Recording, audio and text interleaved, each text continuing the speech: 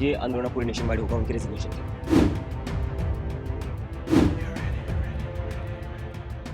Cockroach जनता party यानी कि CJP इस वक्त देश में छाया हुआ सबसे नया और चर्चित नाम है, जो हर किसी की जुबान पर है।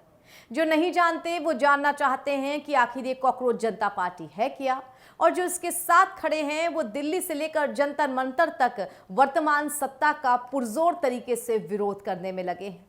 पिछले 2 दिनों में जोरदार प्रदर्शन हुआ और 1 महीने से भी कम समय में इसके सोशल मीडिया पर 2 करोड़ से ज्यादा फॉलोअर्स हो गए। कॉकरोच जनता पार्टी के इस जबरदस्त उदय ने यह बात साबित कर दी है कि जेन जी, जेन अल्फा जनरेशन के बीच आज के इस एआई युग में कोई भी बात आग की तरह फैल सकती है, इतनी तेजी से कि आपको अपनी आंखों पर यकीन नहीं होगा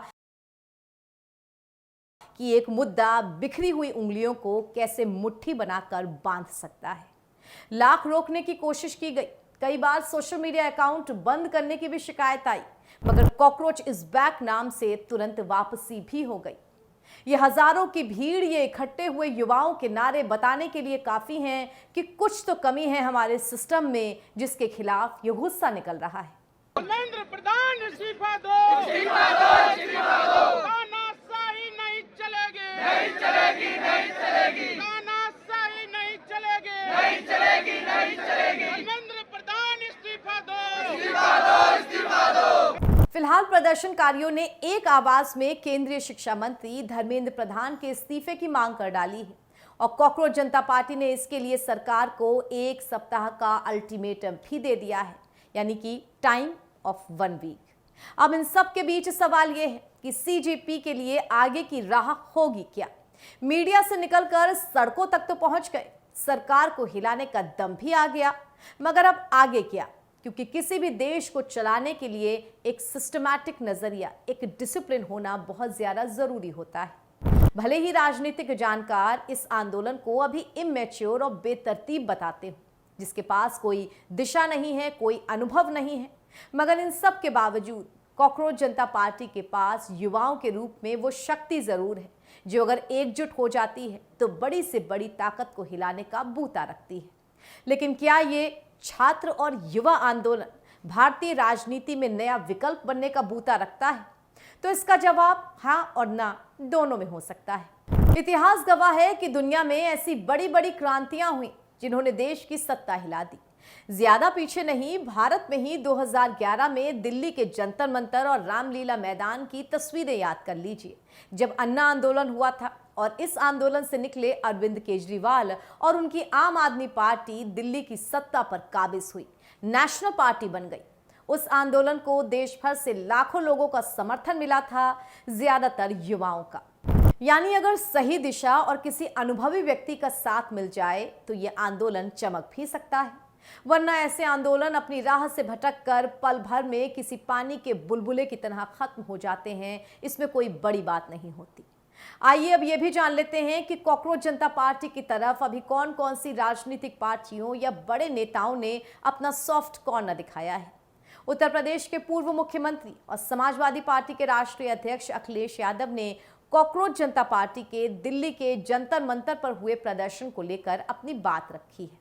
अखिलेश यादव ने सोशल मीडिया पर इसे लेकर के एक पोस्ट लिखा है, जिससे वो कहते हैं, गुरूरमंद हुक्मरानों तक पहुंचे ये आवाज, सुनो दरवाजों पर खटखटा रहा है बदलाव, दरारें पड़ गई किलों में दरक रही बुनियाद, अब नौजवानों ने भी कर दिया है इनकलाब।